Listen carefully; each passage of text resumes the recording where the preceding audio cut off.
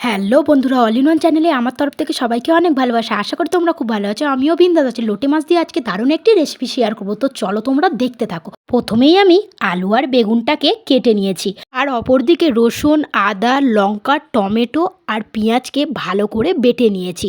অপরদিকে কড়াই বসিয়ে কড়াইয়ের তেলটা গরম হতেই বেটে রাখা সব জিনিসগুলো তেলের মধ্যে আমি দিয়ে দিলাম। এরপর নাড়তে শুরু করে দিয়েছি। ভালো করে নাড়তে নাড়তে তার ভিতর থেকে একটু তেলটা বেরিয়ে এলেই আমাদের লোটে মাছটাকে তার মধ্যে আমরা দিয়ে দেবো। লোটে মাছটাকে দেওয়ার পর ভালো করে নাড়তে হবে, না হলে কিন্তু কড়াইয়ে লেগে যেতে পারে। আর এইরকম একটা গ্রেভি টাইপের হয়ে যাবে নাড়তে নাড়তে। তারপরে তার মধ্যে আমরা মশলাপাতিগুলো দিয়ে দেবো। প্রথমেই আমি এখানে দিয়ে দিয়েছি নুন, তারপর দিয়ে দিয়েছি হলুদ গুঁড়ো, তারপর দিয়ে দিয়েছি লঙ্কা গুঁড়ো। তোমরা যে যেরকম ঝাল খাবে সেরকম পরিমাণে ঝাল দিও। তারপর সেটা নাড়তে নাড়তে এরকম একটা কালার চলে আসবে। তারপরে তার মধ্যে কেটে রাখা আমরা বেগুন আর আলুটাকে দিয়ে দেবো।